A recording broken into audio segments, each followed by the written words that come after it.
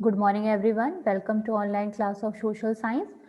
And today we will start chapter 9 in history. And the topic for today is the making of the national movement. So today we are going to start this chapter, the making of the national movement from 1870s to 1947. So students we are going to study. अब हम इस chapter में क्या पढ़ेंगे? हम ये पढ़ेंगे कि कैसे जो डिफरेंट और वेरियस नेशनल मूवमेंट थे, जो भी नेशनल मूवमेंट चले, जो भी आंदोलन हुए, किस ड्यूरेशन में 1870 से लेकर 1947 के बीच, इतने इयर्स में जो कुछ भी नेशनल मूवमेंट इंडिया में हुए, उनके बारे में, उनका बैकग्राउंड क्या था, रीजन क्या थे उन मूवमेंट के, फिर उनका आफ्टर मैथ रिजल्ट क्या हुआ, तो वो कैसे इस तरीके से यूनिटी में आए और वो नेशनल मूवमेंट स्टार्ट हुए, बने, the making of the national movement. तो वो सारे नेशनल मूवमेंट जो कब स्टार्ट हुए थे 1870 से 1947 के बीच में, वो सारे मूवमेंट के बारे में हम इस चैप्टर में स्टडी करेंगे. Okay, so let's start the chapter today. In the previous chapters we have looked, क्या पढ़ा है हमने पहले के chapters में? यहाँ पे एक quick summary है उसकी, quick outlook you can see here.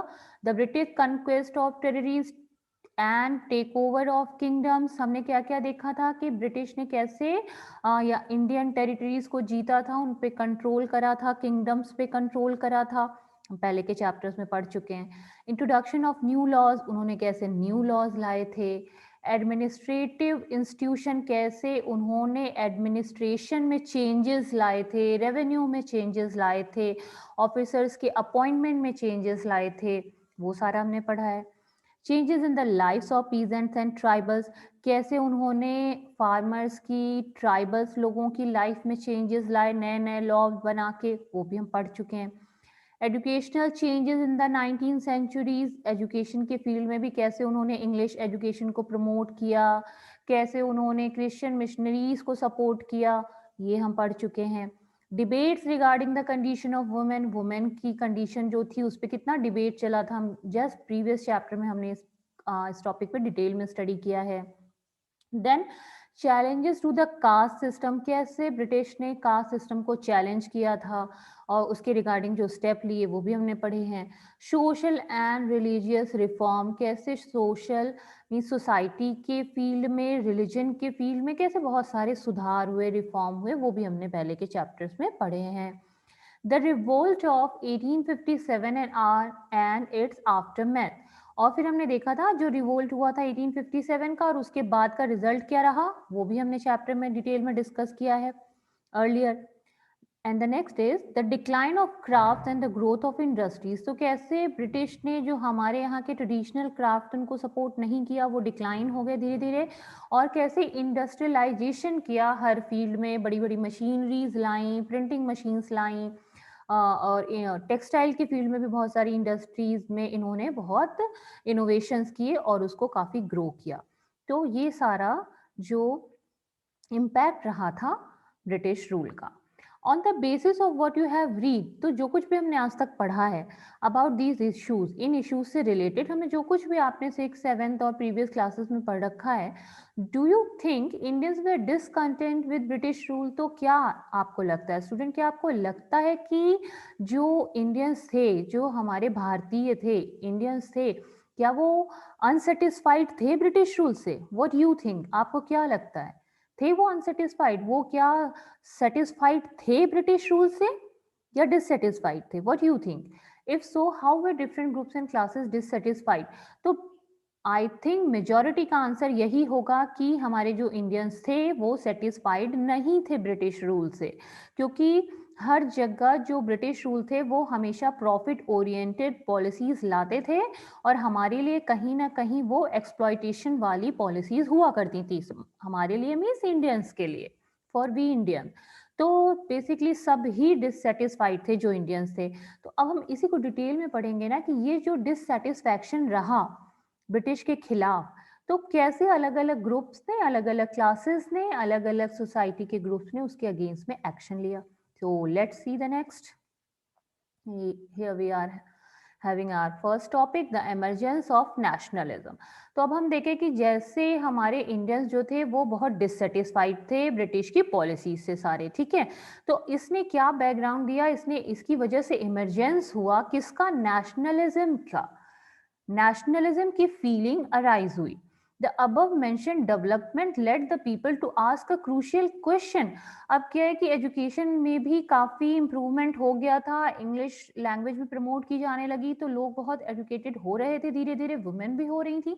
तो अब ये क्वेश्चन समाज में आया, सोसाइटी में आया, what is the country of India and for whom is it meant। तो लोग अब ये पूछने लगे कि ये जो कंट्री इंडिया है ना, वो किसकी कंट्री है एक्चुअली, और इसका क्या मतलब है। मतलब अगर ये कंट्री इंडिया है तो यहाँ पे इंडियन क्यों नहीं रूल करते हैं, और ये किसके लिए है, ऐसा क्यों है कि इंडिया कंट्री में इंडिया के लोग रूल नहीं करते, कोई बाहर से आके रूल करता है, तो फिर इसका मतलब क्या हुआ। तो ऐसे ना, ऐसे बहुत सारे क्वेश्चंस और डिबेट होने लगे सोसाइटी में। ओके, फिर क्या हुआ, the answer that gradually emerge, अब उनके जवाब भी आने लगे। क्या आए जवाब, वॉज, आंसर क्या था, धीरे धीरे ग्रेजुअली क्या आंसर आए इन क्वेश्चंस के, like India was the people of India. तो हम जिसको इंडिया बोलते हैं ना, एक्चुअली वो किसका इंडिया है, वो यहाँ के लोगों का इंडिया है। All the people irrespective of class, colour, caste, creed, language और जेंडर, वो उन सभी लोगों का इंडिया है जो यहाँ पे बर्थ लिए, जो यहाँ पे रहते हैं हमेशा से, इंस्पाइट ऑफ, इररिस्पेक्टिव मतलब उसका इन चीज़ों से कोई मतलब नहीं है कि वो किस क्लास से बिलोंग करते हैं, कलर से बिलोंग करते हैं, कास्ट क्या है उनकी, क्रीड, जाति क्या है, लैंग्वेज क्या है, जेंडर क्या है, इससे कोई फर्क नहीं पड़ता है। वो सभी लोगों का इंडिया है जो यहाँ पे रहते हैं, जो स्टार्टिंग से हमेशा से रहते आए, जिनका बर्थ प्लेस है ये।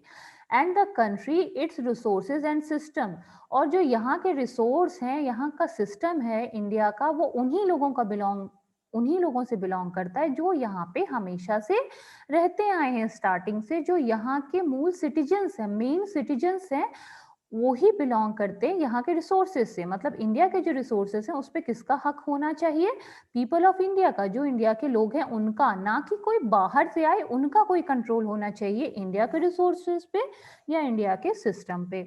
ओके, सो ये इसका मतलब था, ये सारा कुछ meant for all of them, किसके लिए मेंट करता है ये सारा रिसोर्सेज और सिस्टम, पीपल ऑफ इंडिया के लिए। With this answer came the awareness, अब लोगों में अवेयरनेस आने लगी इस आंसर के बाद। The British way exercising control over the resources of India. तो ये देख रहे हैं ना कि एक्चुअली क्या होना चाहिए, इंडिया के रिसोर्सेज पे इंडिया के लोगों का कंट्रोल होना चाहिए, लेकिन किसका कंट्रोल था, ब्रिटिश का। ब्रिटिश वॉज एक्सरसाइजिंग कंट्रोल, जो इंडिया के रिसोर्सेज थे ब्रिटिश उनको कंट्रोल में ले रही थी, और इवन वो लोगों की लाइफ पर भी ब्रिटिश कंट्रोल कर रहे थे। until this control was ended India could not be for Indians। तो जब तक कि इस कंट्रोल को एंड नहीं किया जाता इंडिया में, तब तक हम ये नहीं कह सकते कि इंडिया किसका है, इंडिया यहाँ के इंडियंस का है, हम ये कह ही नहीं सकते, क्योंकि यहाँ पे तो ब्रिटिश का कंट्रोल है। तो ऐसे समाज में ना अवेयरनेस आ गई, एक हम कह सकते हैं जागरूकता आ गई, लोग अवेयर होने लगे। Okay, so let's see the next. This consciousness began to be clearly stated by the political associations formed after 1850।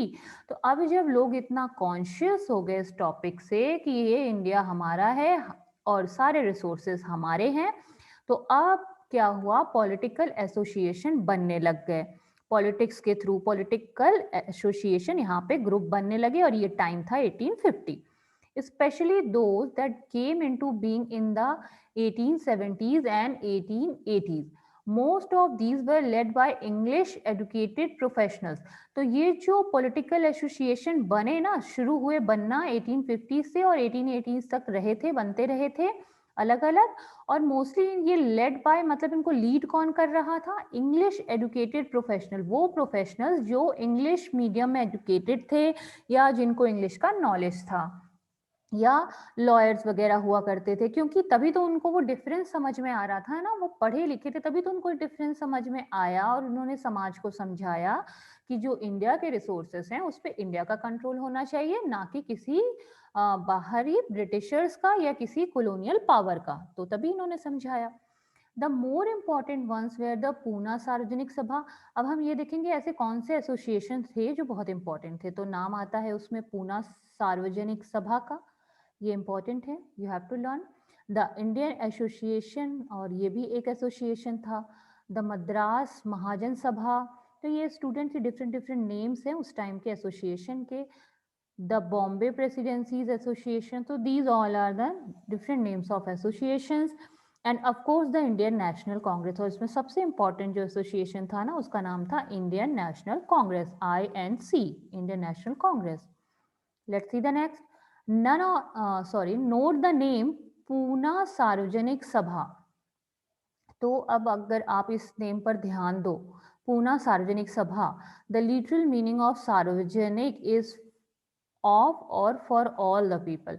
तो यहाँ पे जो टर्म यूज किया गया है ना, सार्वजनिक, इसका मतलब होता है, यहाँ पे और लगा, ये ध्यान रखना, कीप इन माइंड, सार्वजनिक का मतलब होता है of all the people and also we can say for all the people, मतलब सभी लोगों का और सभी लोगों के लिए। सार्वजनिक का मतलब क्या हो गया, ये एसोसिएशन किसका था, सभी लोगों का था और सभी लोगों के लिए। कौन से सब लोग, इंडिया के सब लोग, ओके। तो सर्व मतलब होता है ऑल, जनिक मतलब होता है जन, पीपल, तो सभी लोगों के लिए ये एसोसिएशन था, इसलिए इसका नाम था सार्वजनिक सभा, पूना सार्वजनिक सभा। Though many of these association function in specific parts of the country, अलग अलग parts में बहुत सारे association बने थे। Their goals were stated as the goals of all the people. तो जो ये एसोसिएशन का गोल था ना, ये सभी लोगों के लिए था, फॉर ऑल द पीपल, कोई स्पेसिफिक लोगों के लिए नहीं था कि किसी रीजन के लिए है, किसी कम्युनिटी के लिए है, या पर्टिकुलर किसी क्लास के लिए ही एसोसिएशन बनाया है, या किसी कम्युनिटी के लिए बनाया है पर्टिकुलर, नहीं, ये सबके लिए था। और सबके लिए होना ही तो क्लियरिफाई करता है नेशनलिज्म की फीलिंग। हम कब नेशनलिज्म की फीलिंग से इंस्पायर होते हैं, जब हम एज अ होल इंडिया के बारे में सोचते हैं। अगर हम सिर्फ अपने जोधपुर के बारे में सोचें, हम सिर्फ अपने राजस्थान के बारे में सोचें, या सिर्फ हम नॉर्दर्न एरिया के बारे में सोचें, तो क्या होगा, तब ये रीजनलिज्म हो जाएगा, ओके, रीजनलिज्म। लेकिन जब हम इंटायर इंडिया के बारे में सोच के कुछ भी इनिशिएटिव लेते हैं, मूवमेंट करते हैं, तो उसको नेशनलिज्म बोलते हैं, क्योंकि नेशनल लेवल पर सभी लोगों के लिए ये एसोसिएशन बनाए गए। तो आई होप ये अब आपको क्लियर हो गया होगा। Now let's see. They worked with the idea that the people should be sovereign, a modern consciousness and a key feature of nationalism. Sovereign means what? Sovereign means the capacity to act independently, मतलब free होना, किसी के control में ना होना। Capacity to act independently, खुद से, मतलब फ्री होके एक्ट करना, आपको इतनी फ्रीडम रहे कि आप खुद से लॉ बना सकें, खुद से न्यू रूल्स बना सकें गवर्नमेंट, तो वो होती है सोवरेन गवर्नमेंट, ठीक है। विदाउट आउटसाइड इंटरफेरेंस, मतलब किसी बाहरी का इंटरफेरेंस ना हो। अगर इंडिया के लीडर्स को इंडिया के लिए कोई डिसीजन लेना है, तो उनको ब्रिटिश ना कंट्रोल करें, उनको ब्रिटिश ना सजेस्ट करें, या कोई बाहरी पावर, आउटसाइड की पावर ना सजेस्ट करें, खुद से बनाए, फ्री रहे, मतलब अपने डिसीजन लेने में। तो ये हो जाता है सोवरेन। अब मॉडर्न, ये एक न्यू कंसेप्ट था, कॉन्शियसनेस, मतलब एक नया कंसेप्ट था समाज में, सोसाइटी में, गवर्नमेंट में सोवरेन होने का। जिनको भी फ्री होना था कॉलोनियल से, उनके लिए सोवरेन होना बहुत जरूरी था। And the key feature of nationalism, और नेशनलिज्म का तो ये की फीचर है, इंपॉर्टेंट फीचर है। नेशनलिज्म तभी हो सकता है जब सोवरेन हो, मतलब हम फ्री हो किसी भी आउटसाइड के इंटरफेरेंस से। In other words, they believe that the Indian people should be empowered to take decision regarding their affairs.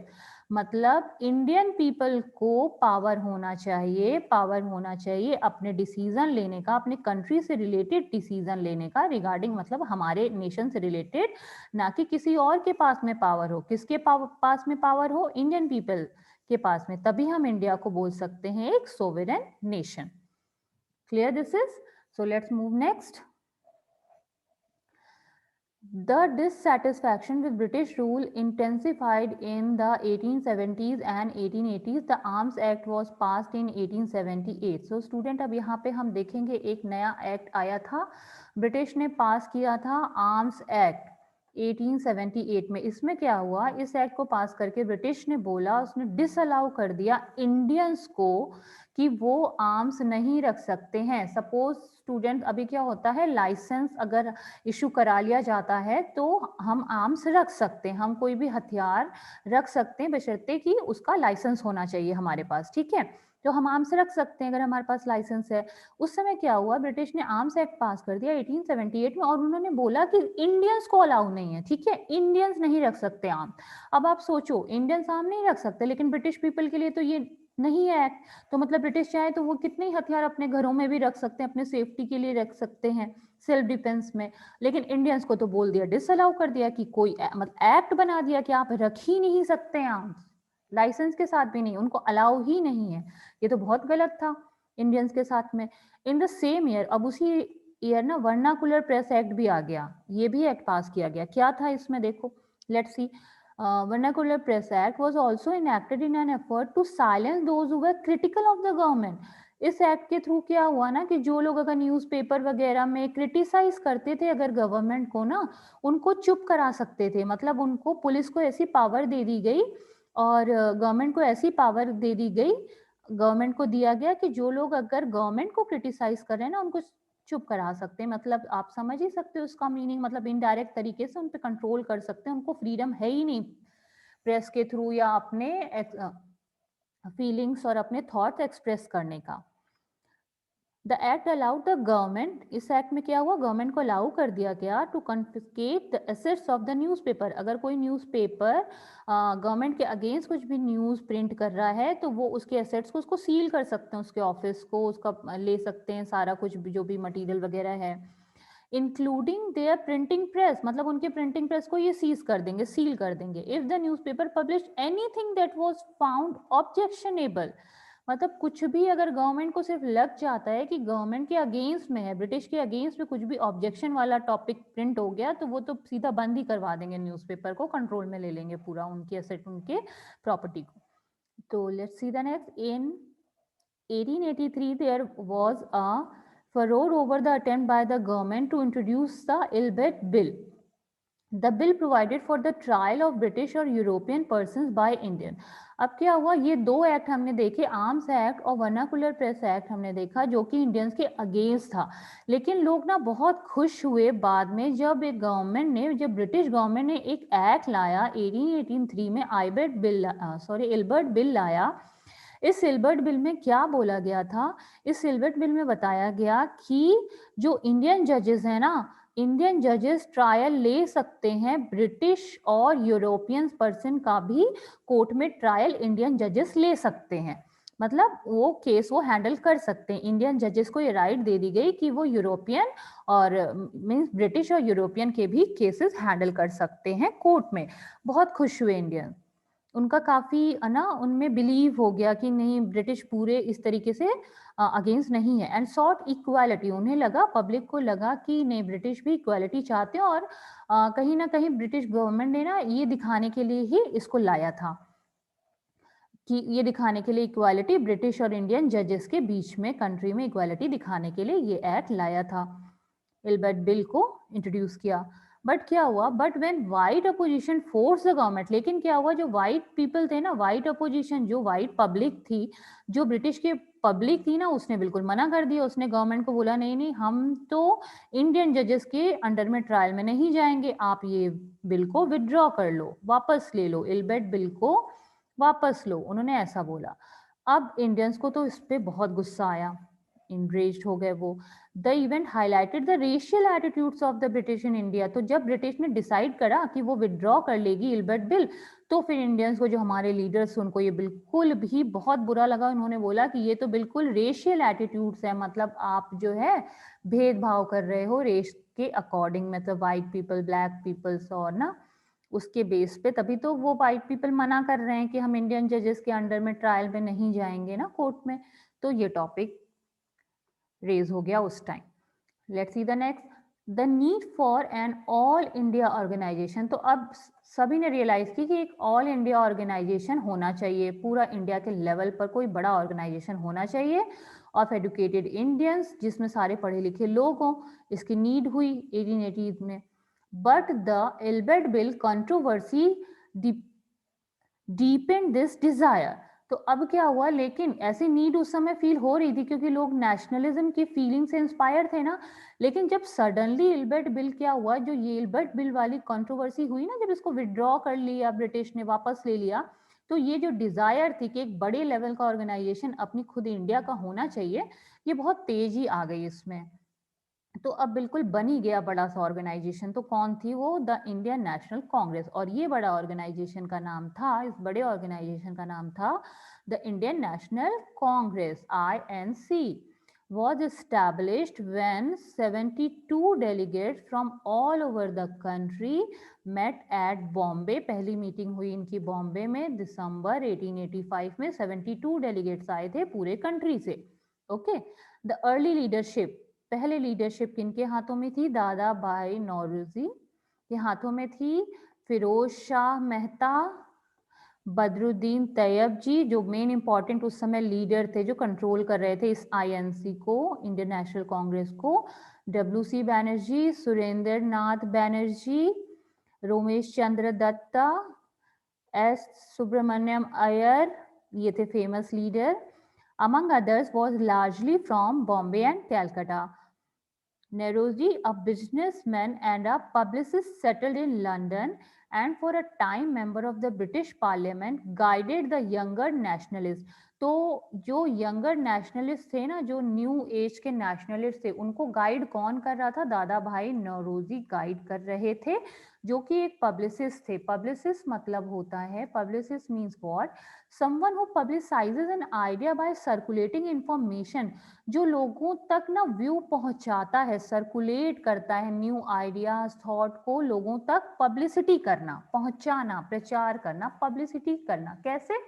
Writing के थ्रू, कुछ भी लिख कर, रिपोर्ट के थ्रू, स्पीकिंग के मतलब मीटिंग्स वगैरह में स्पीच देके। तो ये पब्लिसिस्ट का काम करते थे। दादा भाई नौरोजी जो कि लंदन में सेटल्ड थे, वहां पर भी इंडियंस को यूनाइट करने का काम करते थे, बड़े बिजनेसमैन थे। यंगर नेशनलिस्ट को उन्होंने गाइड किया था। इंपॉर्टेंट पर्सनालिटी है, तभी हम उनके बारे में स्टडी कर रहे हैं चैप्टर में। और रिटायर्ड ब्रिटिश ऑफिशियल, अब एक और ब्रिटिश ऑफिसर्स का नाम आता है जो बहुत इंपॉर्टेंट थे, वो थे A O Hume. Also played a part in bringing Indians from the various regions together. अलग अलग रीजन से लोगों को, इंडियंस को इकट्ठा करने का काम किया था एओ ह्यूम ने। बहुत इंपॉर्टेंट थे ये। बहुत इंपॉर्टेंट इसलिए भी हैं क्योंकि ये ब्रिटिश ऑफिसर्स थे, फिर भी इन्होंने इंडिया के फेवर में वर्क किया, लोगों को यूनाइट किया। ओके, तो here is the picture of Dadabhai Naoroji. You can see Naoroji's book poverty and unBritish rule in India.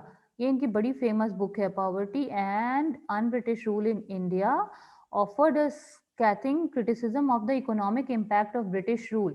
तो इसमें उन्होंने ना पूरा क्रिटिसाइज किया है कि कैसे इकोनॉमी के फील्ड में ब्रिटिश रूल का क्या क्या इफेक्ट रहा था। अपनी बुक में इन्होंने बड़ी डिटेल में लिखा है। ओके, तो book name is very important. So now you can see here a nation in the making. कैसे हमारा नेशन बना? पहले तो नेशन तो था ही नहीं, यहाँ पे तो कॉलोनियल रूल था, उनका एरिया था, एक तरीके से उनका रीजन था। हमारा सोवेरेन कंट्रोल नहीं था, हमारा नेशन नहीं था। लेकिन कैसे बना, let's see. It has often been said that the Congress in the first 20 year was moderate। तो जो हमारी INC थी ना, जो इंडियन नेशनल कांग्रेस के बारे में अभी हमने पढ़ा, ऊपर देखा था ना इंडियन नेशनल कांग्रेस, वो पहले जब वो बनी तो स्टार्टिंग के 20 ईयर्स तक उनको मॉडरेट बोला जाता था। मॉडरेट थे क्योंकि उनकी जो ऑब्जेक्टिव्स वगैरह थे ना, मेथड वगैरह थे, काफ़ी मॉडरेट थे। मतलब मॉडरेट होने की वजह से इनका नाम दिया था इसको मॉडरेट। मतलब काफ़ी फ्लेक्सिबल थे ये, ब्रिटिश पॉलिसीज को एक्सेप्ट कर लेते थे, उसके अगेंस्ट में ये नहीं बोलते थे कि बॉयकॉट करना चाहिए, ये उनके साथ में मतलब सपोर्ट की डिमांड करते थे। ओके, पीसफुली सपोर्ट की डिमांड करते थे। तो काफ़ी मॉडरेट थे अपने मेथड्स में। ये वॉयलेंस को सपोर्ट नहीं करते थे या एकदम डायरेक्ट। ये इनकी डिमांड ये नहीं थी कि ब्रिटिश यहाँ से छोड़ के चले जाएं, इनकी डिमांड ये थी कि ब्रिटिश इनको इक्वल शेयर दें या गवर्नमेंट में इनको राइट्स दें, अधिकार दें। ओके, तो इसलिए इनको मॉडरेट बोला जाता है। ड्यूरिंग दिस पीरियड, ये जो 20 ईयर्स तक जो अब हम देखेंगे कांग्रेस की जो पॉलिसी थी वो कैसे इन्होंने वर्क किया, स्टार्टिंग के 20 साल। ओके, ड्यूरिंग दिस पीरियड, तो ये वही पीरियड की बात हो रही है स्टार्टिंग वाले ईयर्स की। It demanded a greater voice for Indians in the government. उन्होंने डिमांड की ये जो कांग्रेस का मॉडरेट ग्रुप था ना, इसने डिमांड की गवर्नमेंट में कि सरकार में इंडियंस को भी दिया जाए, प्लेस दिया जाए, एडमिनिस्ट्रेशन में प्लेस दिया जाए, इंडियंस को भी उनमें जगह दी जाए, उनको भी अपॉइंट किया जाए पोस्ट पे। उन्होंने बोला कि लेजिस्लेटिव काउंसिल बनाओ, ब्रिटिश को बोला कि आप लेजिस्लेटिव काउंसिल बनाओ, उसमें इंडियन रिप्रेजेंटेटिव को रखो और उनको पावर भी दो, ऐसे बोला उनको कि introduce in provinces where none existed. उन्होंने बोला कि जिस भी प्रोविंसेस में कोई भी इंडियन रिप्रेजेंटेटिव एग्जिस्ट नहीं कर रहा है वहां पे बनाओ, इंडियन रिप्रेजेंटेटिव को अपॉइंट करो, उनको पावर दो। तो इस तरीके से बोला कांग्रेस के मॉडरेट ग्रुप ने कि इन्होंने ये भी डिमांड करी कि इंडियंस भी प्लेस इन हाई पोजीशन, की उसमें हाई पोजीशन दो इंडियंस को, गवर्नमेंट में दो अच्छी पोस्ट दो, पावरफुल पोस्ट दो, ताकि वो भी इंडिया की गवर्नमेंट में अपना कंट्रीब्यूशन दे सकें। For this purpose it called for civil services examination. और मॉडरेट ग्रुप ने बोला कांग्रेस के कि आप गवर्नमेंट में हाई पोजीशन दो, और ये पोजीशन देने के लिए आप चाहो तो सिविल सर्विसेज एग्जामिनेशन कंडक्ट करवा लो, एग्जामिनेशन के थ्रू आप पोस्ट दो, सबको अपॉइंट करो। और उन्होंने बोला कि आप जैसे लंदन में करवाते हो एग्जामिनेशन, वैसे ही इंडिया में भी कराओ, एग्जामिनेशन कराओ सिविल सर्विसेज का, और जो भी चूज होके आते हैं एजुकेटेड, जो भी इस एग्जाम को क्लियर करते हैं, उनको अच्छी पोजीशन दो, गवर्नमेंट में हाई पोजीशन ऑफर करो, अपॉइंट करो। तो ये डिमांड थी कांग्रेस के मॉडरेट ग्रुप की। अब देखते हैं, let's see what happen. The demand for Indianisation of the administration, मतलब एडमिनिस्ट्रेशन में इंडियंस को इंक्लूड करो, ये डिमांड करी गई ना। हम देख रहे हैं ना क्या डिमांड करी कांग्रेस के मॉडरेट ग्रुप ने, कि एडमिनिस्ट्रेशन में आप इंडिया को भी इंक्लूड करो, इंडियन पीपल को भी इंक्लूड करो। Was part of a movement, ये एक तरीके से मूवमेंट का पार्ट ही था, फर्स्ट लेवल था मूवमेंट का, आंदोलन का, अगेंस्ट रेसिज्म। रेसिज्म के अगेंस्ट में, कैसा रेसिज्म, जो वो चला रहे थे ना, वाइट पीपल ब्लैक पीपल वाला, अपने लोगों के लिए चलाते थे, अपने लोगों को ही हायर पोजीशन देते थे एडमिनिस्ट्रेशन में, इंडियंस को नहीं देते थे। तो लोगों ने, कांग्रेस ने इंडियनाइजेशन पे फोर्स किया, डिमांड करी। Since most important job at the time were monopolist, तो जो मेन इंपॉर्टेंट जॉब उस समय हुआ करती थी ना, पावरफुल जॉब जो हुआ करती थी एडमिनिस्ट्रेशन में, उनमें मोनोपोली थी। किसकी मोनोपोली थी? मतलब वाइट पीपल का ही अधिकार हुआ करता था, जो हायर पोजीशंस होती थी, पावरफुल पोस्ट पे ना इंडियंस को अपॉइंट ही नहीं करते थे, सिर्फ वाइट ऑफिशियल्स अपॉइंट किए जाते थे। तो गलत है, उनकी मोनोपोली थी। And the British generally assume that Indians could not be given position of responsibility, और ब्रिटिश ऐसा सोचते थे ना कि इंडियंस को, भारतीयों को तो कोई रिस्पॉन्सिबिलिटी वाली पोस्ट तो, पोजीशन तो दी ही नहीं जा सकती है। Since British officers were sending a major part of their large salaries home, और वो क्या करते थे, यहाँ से कमाते थे, अर्न करते थे, और सैलरी का बड़ा पार्ट तो अपने घर यूरोप भेज दिया करते थे, इंग्लैंड भेज दिया करते थे, Britain. Indianization, it was hoped, would also reduce the drain of wealth to England. तो लोगों को लगा कि अगर हायर पोस्ट पे इंडियंस आ जाएंगे तो ये सारा का सारा पैसा जो यहाँ पे ये अर्न करते हैं और इंग्लैंड भेज देते हैं, वो भी रुक जाएगा, इंडिया का पैसा इंडिया में ही रहेगा। Other demands included the separation of the judiciary from the executive, और दूसरी डिमांड क्या की गई, इसी इंडियन नेशनल कांग्रेस ने एक दूसरी डिमांड भी की। इन्होंने बोला कि जुडिशरी को अलग करो एग्जीक्यूटिव से, क्योंकि अभी स्टूडेंट्स हम अभी देखते हैं ना कि जुडिशरी इंडिपेंडेंट है, लेकिन पहले जुडिशरी इंडिपेंडेंट नहीं थी। ओके, तो हमने भी पढ़ा है ना जुडिशरी चैप्टर में कि जुडिशरी इंडिपेंडेंट है, तो वही डिमांड की गई कि आप क्या करो, जुडिशरी का पावर अलग कर दो एग्जीक्यूटिव से, ये डिमांड की गई। The repeal of the arms act, और इन्होंने बोला आर्म्स एक्ट को भी वापस लो, and the freedom of speech and expression, वो हम वर्नाकुलर एक्ट देख रहे हैं ना, वो भी बोला कि उसको भी हटाओ, स्पीच और एक्सप्रेशन का राइट दो हमें। ओके, तो यहाँ पे देखो मीनिंग दिया हुआ है रिपील का, to undo law, undo law मतलब उस लॉ को वापस लेना, हटाना, ऑफिशियली हटा देना, to officially end the validity of something such as law, मतलब वो जो लॉ चलता आ रहा है उसकी वैलिडिटी को खत्म करना, वापस लेना। ओके, तो ये सारी डिमांड आ रही थी कांग्रेस की तरफ से। द अर्ली कांग्रेस, तो वो जो हम देख रहे हैं अर्ली कांग्रेस का मीनिंग वही हुआ जो पहले 20 सालों में कांग्रेस पार्टी थी ना, जिसको मॉडरेट बोला करते थे। The early Congress also raise a number of economic issues, उन्होंने इस इकोनॉमिक इशू पर भी काफी सारे क्वेश्चन किए। It declared that British rule had led to poverty and famines, उन्होंने बोला, कांग्रेस ने बोला कि ब्रिटिश रूल की वजह से ही इंडिया में इतनी गरीबी आ गई है और इतना सूखा पड़ रहा है बार बार। Increases in the land revenue, क्योंकि क्या किया ब्रिटिश ने, लैंड रेवेन्यू बहुत बढ़ा दिया है। इम्पावरिश्ड पीजेंट एंड जमींदार और पीजेंट पे भी इतना सारा टैक्स लगा दिया है, तो वो भी बहुत गरीब होते चले जा रहे हैं। एंड एक्सपोर्ट ऑफ ग्रेन्स, और जितना भी ग्रेन्स यहाँ पे अनाज होता है उसको ये लोग क्या करते हैं, एक्सपोर्ट कर देते हैं, बाहर भेज देते हैं, यूरोपियन नेशन में भेज देते हैं, तो हमारे पास खाने के लिए कुछ रहता ही नहीं है, फूड का शॉर्टेज हो जाता है, हम भूखे मरने लग रहे हैं इंडियंस उस समय। ऐसा बोला कांग्रेस ने, ऐसी डिमांड उठाई कि सब खत्म करना चाहिए। द कांग्रेस डिमांडेड, और क्या क्या कांग्रेस ने डिमांड किया, रिडक्शन ऑफ रेवेन्यू, उन्होंने बोला रेवेन्यू को कम करो, टैक्स को कम करो, मिलिट्री एक्सपेंडिचर को कम करो, कट करो मतलब कम करो, इतना जो मिलिट्री पे खर्चा कर रहे हो। खर्चा कहाँ से करते थे ब्रिटिश, हमारे इंडिया का ही पैसा करते थे अपनी मिलिट्री को स्ट्रॉन्ग करने में। हमारे ही इंडिया से पैसा लेकर अपनी मिलिट्री को स्ट्रॉन्ग करते थे और हम पर ही उस मिलिट्री का यूज करते थे।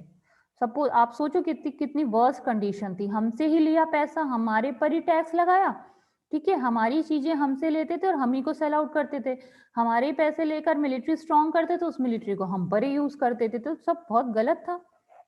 मना किया भाई, कांग्रेस ने वॉइस रेज करी कि आप ये सब चीजें बंद करो। And more funds for irrigation, उन्होंने बोला सिंचाई वगैरह पे, खेतों की सिंचाई पे ज्यादा फंड खर्च करो ताकि अच्छा कल्टीवेशन हो। It pass many resolution on the salt tax, और उन्होंने बोला कि जो सॉल्ट पे टैक्स लगा है उसको भी उससे रिलेटेड भी नए रूल्स बोला कि पास करो।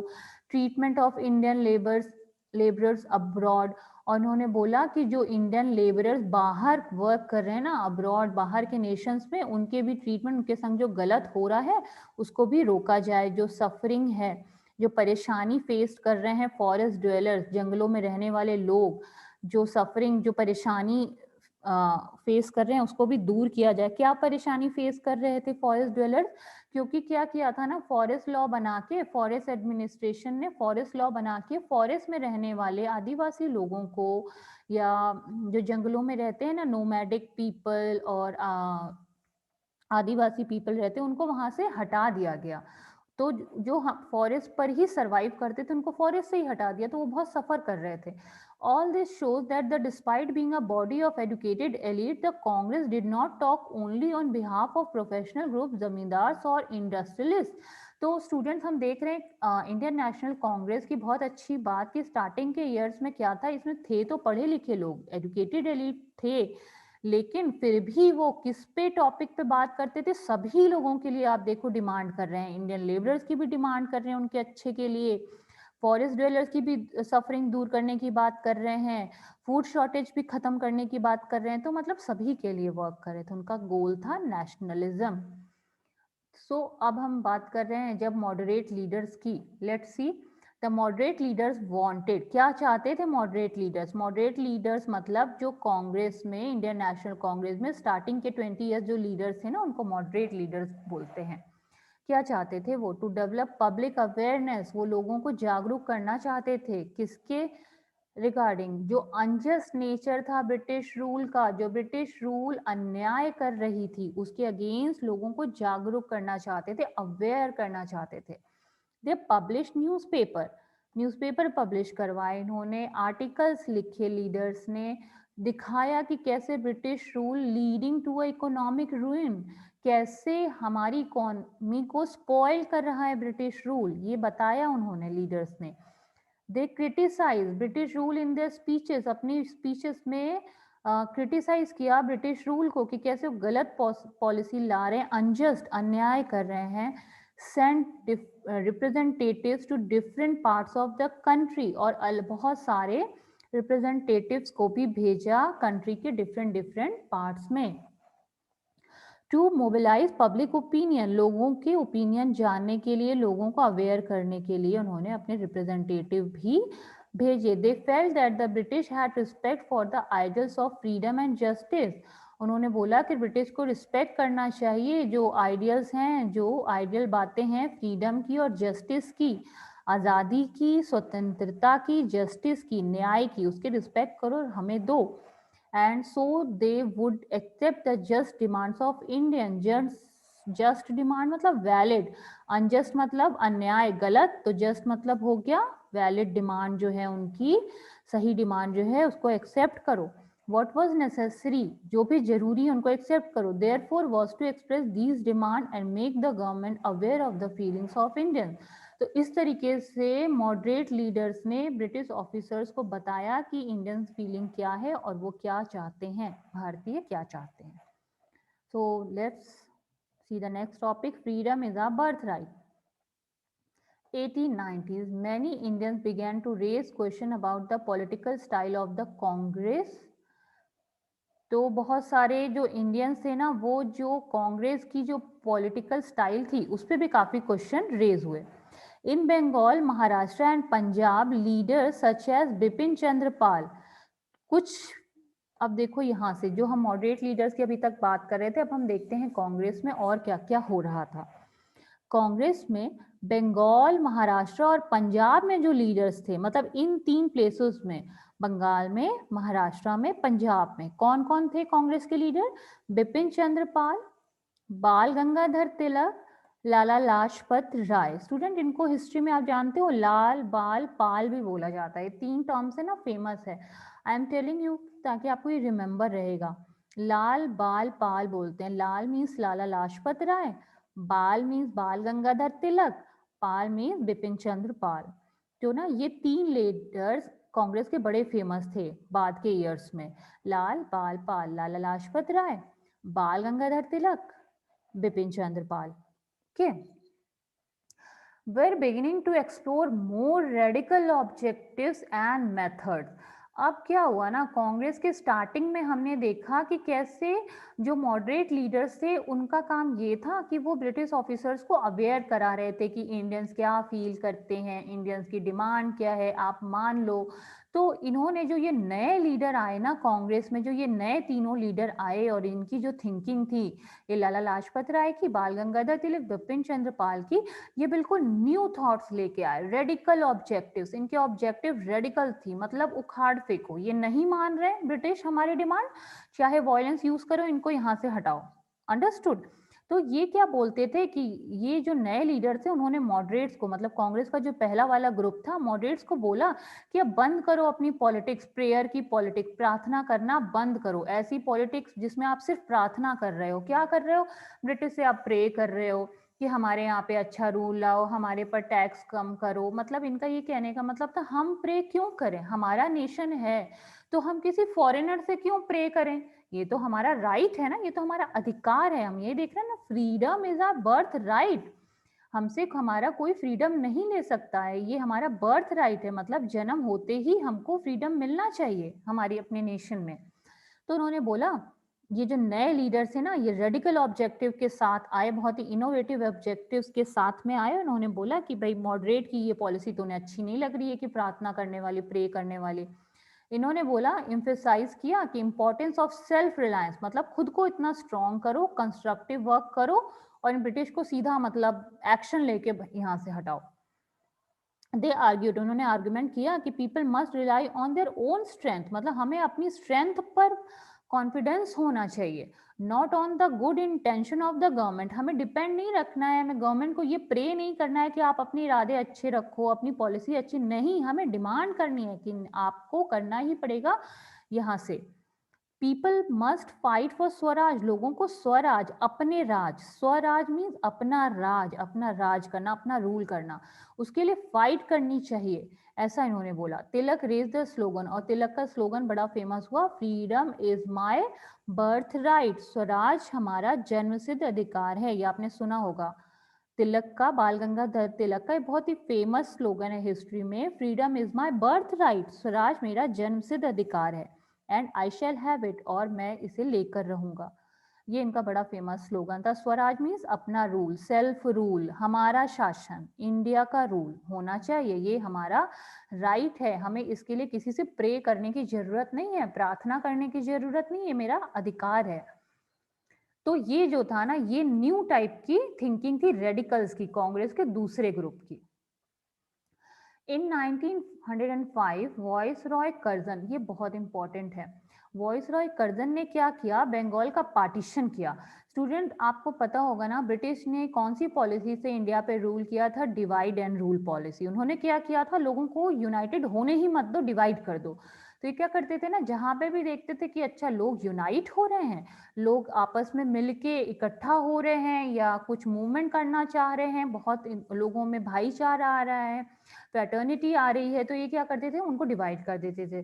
तो इसी स्टेप में, इसी के रिगार्डिंग इन्होंने क्या किया, 1905 में वॉइसरॉय कर्जन ने पार्टीशन कर दिया, बंगाल को डिवाइड कर दिया 2 पार्ट में। ये क्या पॉलिसी थी इनकी, डिवाइड एंड रूल वाली पॉलिसी थी कि डिवाइड करो और रूल करो। तो क्या किया इन्होंने, बंगाल के 2 पार्ट कर दिए। At that time Bengal was the biggest province. अब क्या था, बंगाल बिगेस्ट प्रोविंस था उस समय, बड़ा पावरफुल हो रहा था ब्रिटिश के टाइम इंडिया में, and included Bihar and parts of Orissa. तो काफी बड़ा था उस समय। पहले जो बंगाल था ना ओरिजिनल वाला, बहुत पहले ब्रिटिश के टाइम, उसमें बिहार का भी कुछ पार्ट आता है, उड़ीसा का भी आता था। बाद में इन्होंने क्या किया, 1905 में उसको डिवाइड कर दिया। The British argued for dividing Bengal for reason of administrative convenience। इन्होंने बोला कि हमें एडमिनिस्ट्रेशन में सहूलियत हो जाए, कन्वीनियंस हो जाए, इसलिए हम डिवाइड कर रहे हैं। तो बट आप समझ सकते हो स्टूडेंट कि ये कन्वीनियंस का मतलब क्या है, आप समझ सकते हैं ना क्या रिप्रेजेंट करता होगा। इनका कहीं ना कहीं इंटेंशन था बंगाल को डिवाइड कर देना। उनको लगा कि बंगाल, बिहार, उड़ीसा एक साथ, ये एरिया, यहाँ के लोग नेशनलिज्म की फीलिंग से यूनाइट हो रहे हैं, तो इसको डिवाइड कर दो। Clearly it was closely tied to the interest of British officials and businessmen। तो इसमें क्या था, किसका फायदा था, सिर्फ ब्रिटिश ऑफिसर्स और बिजनेसमैन का फायदा था, ठीक है, यहाँ इंडियन का कोई इसमें बेनिफिट नहीं हो रहा था। Even so, instead of removing the non-Bengali areas from the province, अब इन्होंने क्या किया, नॉन बंगाली एरिया को हटा दिया। जो सबसे पहले वाला बंगाल था ना, यूनाइटेड बंगालियन, उसको प्रोविंस बोलते थे, तो उस प्रोविंस से नॉन बंगाली एरिया को हटा दिया। The government separated east Bengal को भी सेपरेट कर दिया और असम में मिला दिया, ठीक है। बंगाल का जब डिवीजन किया तो उसके ईस्ट बंगाल जो ईस्टर्न वाला पार्ट था उसको असम में मिला दिया। ऐसे करके ना उसको पार्टीशन कर दिया बंगाल का। Perhaps the main British motives were to curtail the influence of Bengali politician।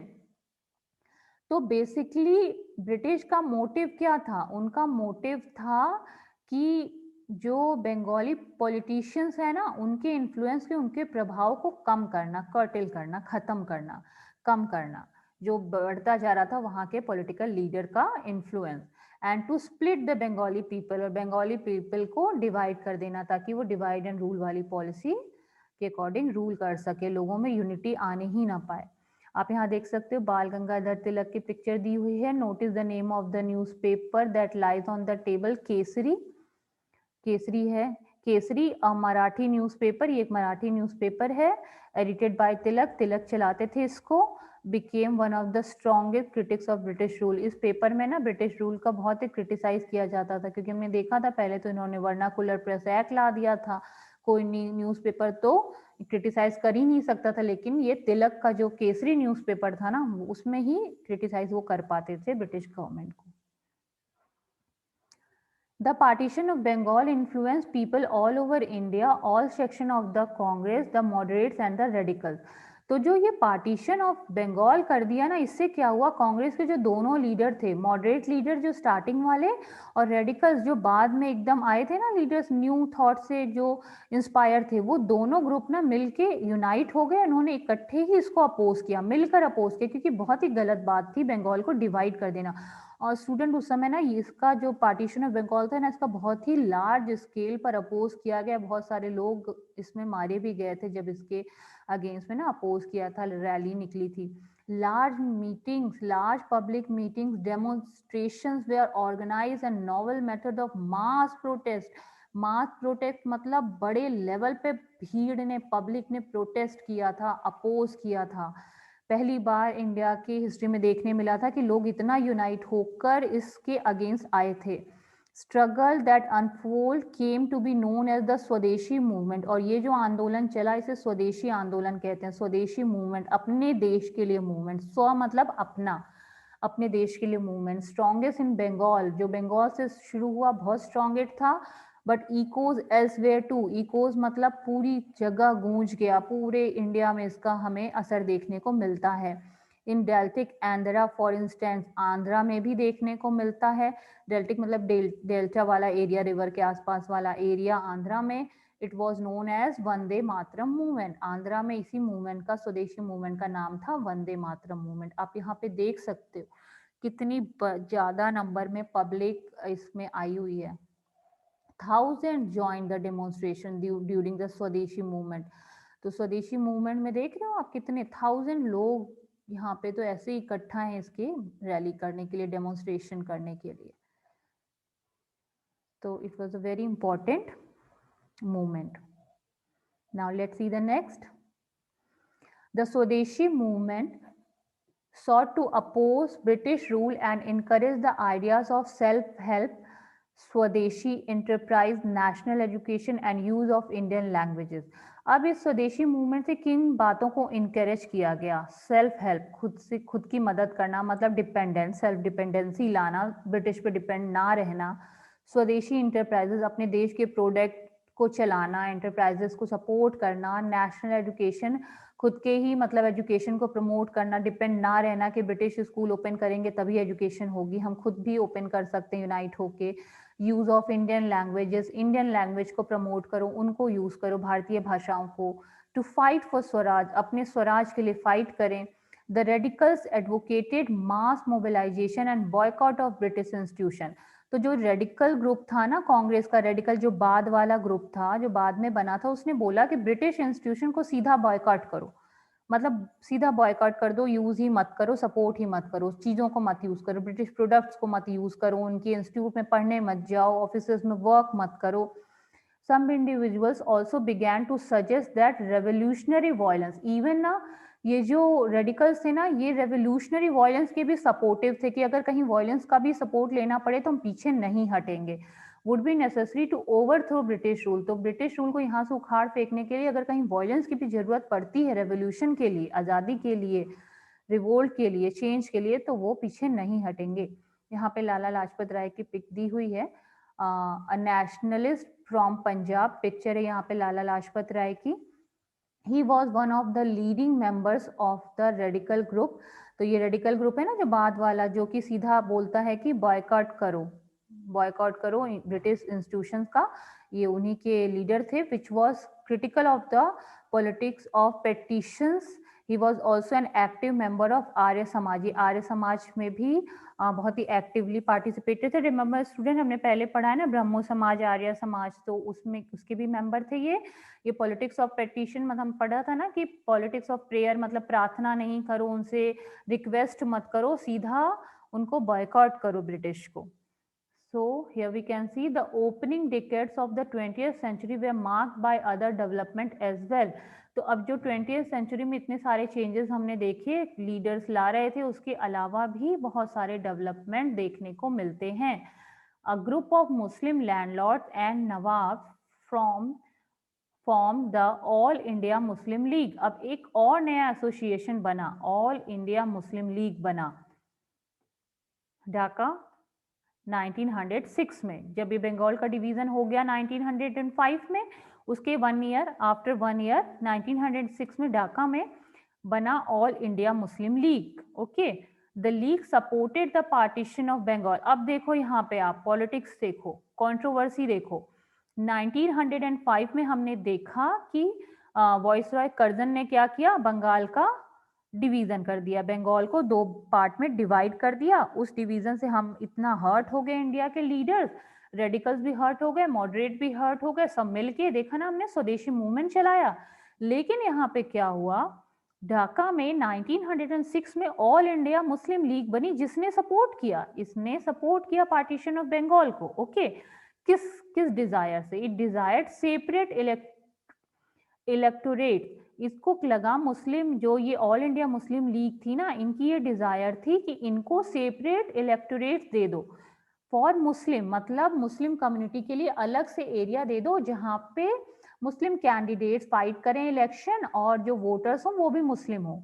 A demand considered by the government in 1909 तक में इन्होंने डिमांड करी थी कि आप ऐसे करो कि इनको सेपरेट एरियाज दे दो। सम सीट्स इन द काउंसिल, उन्होंने बोला कि काउंसिल में कुछ सीट दी जाए इनको, वे नाउ रिजर्व कर दिया जाए, मतलब जो एडमिनिस्ट्रेटिव काउंसिल है उसमें कुछ सीटें रिजर्व कर दी जाएं मुस्लिम्स के लिए, और जब इनका इलेक्शन हो तो वोटर्स भी कैसे हो, मुस्लिम हो।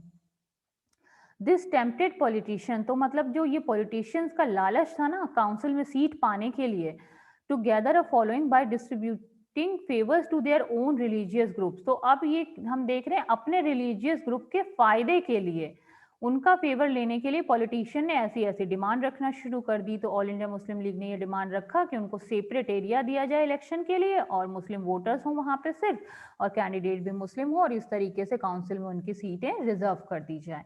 ये डिमांड आई उस समय 1906 में। मीनवाइल फिर तब तक क्या हुआ, द कांग्रेस स्प्लिट इन 1907। अब इधर क्या हुआ, कांग्रेस भी डिवाइड हो गई। The moderates were oppose to use of boycott, तो जो रेडिकल वाला ग्रुप था जिसने बोला था कि सीधे बॉयकॉट कर दो ना, सीधे बॉयकॉट कर दो ब्रिटिश चीजों का, ब्रिटिश सामानों का, स्वदेशी अपनाओ वाला था और उनका बॉयकॉट करो, तो मॉडरेट्स ने बोला कि वो इनके साथ नहीं दे रहे थे। मॉडरेट्स ने बोला कि ये हमें सही नहीं लग रहा है।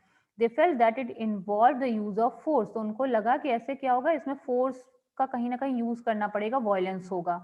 After the split the Congress came to be dominated by the moderates, तो फिर क्या हुआ कि कांग्रेस का ना स्प्लिट हो गई, कांग्रेस भी डिवाइड हो गई, क्योंकि इनमें भी आपस में व्यूज को लेके आपस में इनमें भी कॉन्फ्लिक्ट हो गए। came to be dominated, split the Congress came to be dominated by the moderates with Tilak's followers functioning from outside.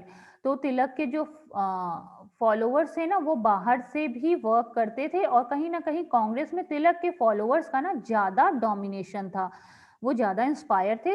इसमें किसका इंपॉर्टेंट रोल था, जो तिलक और तिलक के बाल गंगाधर तिलक और उनके जो फॉलोअर्स थे, तो कांग्रेस में वो सबसे ज्यादा डोमिनेटेड होते जा रहे थे।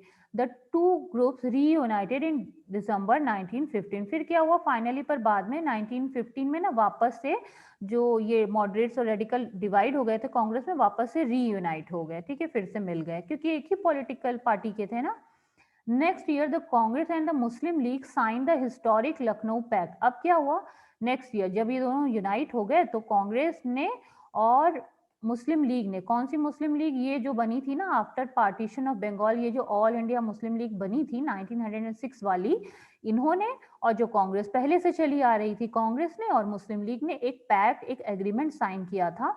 हिस्टोरिक है, हिस्ट्री में बड़ा फेमस है ये एग्रीमेंट, लखनऊ पैक्ट बोलते हैं इसको, लखनऊ में हुआ था साइन, लखनऊ पैक्ट। और इन्होंने डिसाइड किया टू वर्क टुगेदर, बहुत अच्छा एक ये इनिशिएटिव था, इन्होंने साथ मिलके काम करने की पहल की, साथ मिलके काम करने के एग्रीमेंट पे साइन किया।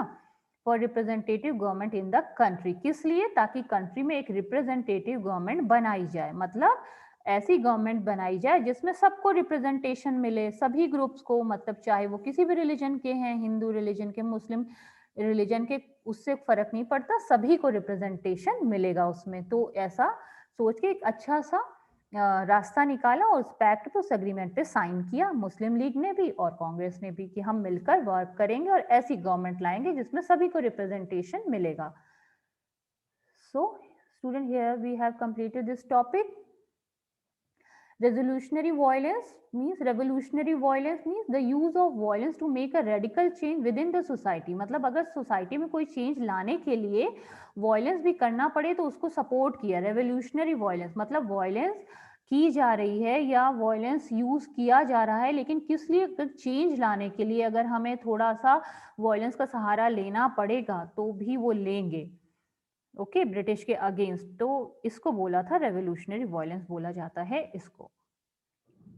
काउंसिल, जिस काउंसिल की बात की जा रही थी सीट के लिए, काउंसिल क्या थी, एन अपॉइंटेड और इलेक्टेड बॉडी। इसमें क्या होता था, अपॉइंटेड होता था या इलेक्शन के थ्रू मेंबर्स आते थे, इलेक्शन करवाया जाता था एडमिनिस्ट्रेशन के पर्पस से, और किस लिए, एडवाइजरी और रिप्रेजेंटेटिव फंक्शन के पर्पस से ये काउंसिल बनी थी, जिसमें जो लीडर्स थे उनका या तो इलेक्शन होता था या अपॉइंटेड किए जाते थे। एडमिनिस्ट्रेशन में काउंसिल बनाई गई थी, ओके, जिसमें मेंबर्स होते थे, इनका इलेक्शन होता था। इसी काउंसिल का मेंबर बनने के लिए ही यहाँ पे डिमांड की गई थी, हमने देखा था ना कि मुस्लिम लीग ने डिमांड करी थी कि उनको वहां पे सीट रिजर्व की जाए। So student, that's all for today. The next topic we will discuss in next class. Thank you, have a nice day.